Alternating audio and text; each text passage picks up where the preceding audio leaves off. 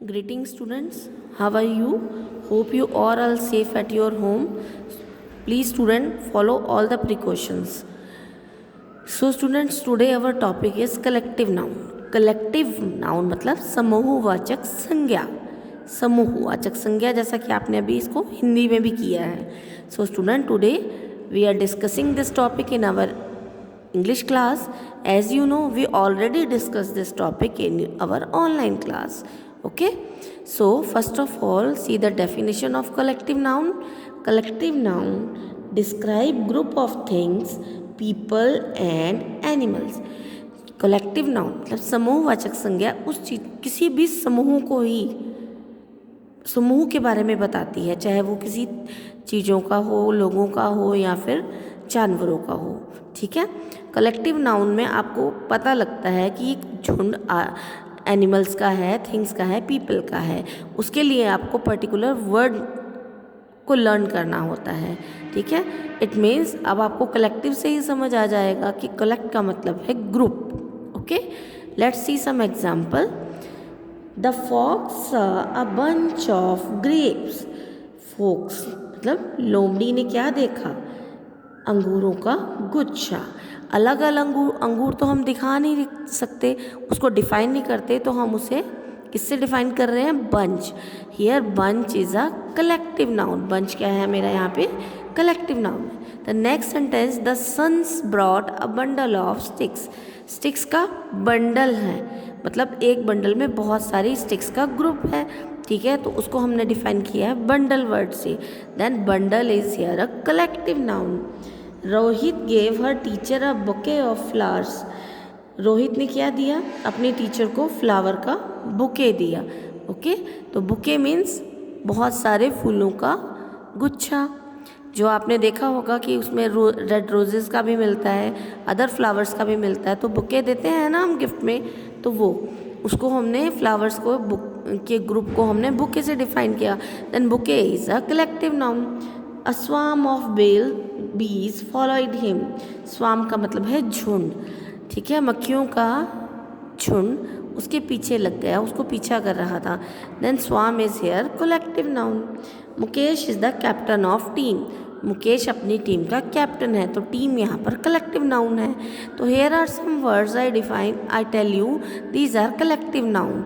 I underline all the collective nouns in these sentences so you understand better. Next I am doing matching. See this, a bunch of. bunch किसका है? a bunch of keys. तो हम इसे match करेंगे keys से. यहाँ पे मैंने नंबर राइट किया. a pack of cards. 2. a swarm of, मैंने ऑलरेडी आपको पढ़ाया है, bees. a flock of birds. पक्षियों के झुंड को हम कहते हैं flock. Okay. a panel of judges.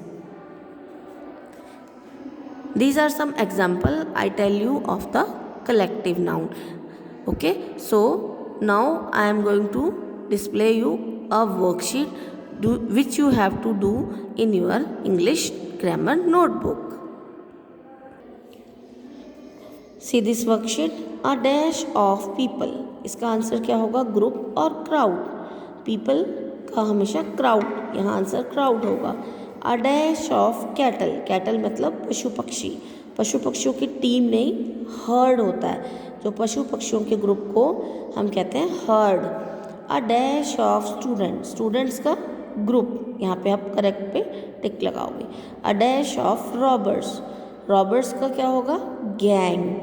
A dash of players. Here is the answer of team. A team of players. Collective noun is team. A dash of ants, a swarm of ants. A dash of trees, clump of trees. A dash of clothes, a bundle of clothes. Okay, a dash. अब आप देखिए clothes. clothes means यहाँ पर S आ रहा है. अगर हम आपको लगता है कि क्लोथ में ES आना चाहिए तो ES उस कपड़े के लिए इस्तेमाल करते हैं जिसे हमें स्टिच करवाने के लिए पीसेस में लेते हैं, ओके। लेकिन ये जब थान की बात हो रही होती है तो ES नहीं लगता, S लगता है जिसमें से आप कपड़ा कट करवाते हो। A dash of dancer, a troupe of dancer, ठीक है, ये सोल्जर्स के लिए यूज़ होता है। A dash of children, soldiers के लिए भी ट्रूप ही यूज़ होगा और डांसर्स के लिए भी ये वर्ड यूज़ होगा। साउंड इनकी सेम है लेकिन स्पेलिंग में डिफरेंस है। A dash of children, crowd of troop, यहाँ चिल्ड्रन के लिए ट्रूप वर्ड यूज़ होगा, okay. A dash of rooms, a suite of rooms, यहाँ पर बहुत सारे कमरे हैं, आपको स्यूट बोलते हैं। अ dash of musicians, a band of musicians. A dash of soldier, a army, an army of soldiers. अगर यहाँ पे ए होता तो हम यहाँ पे ट्रूप भी लगा सकते थे, but here is an, so I use their collective noun army. A dash of keys, a bunch of keys.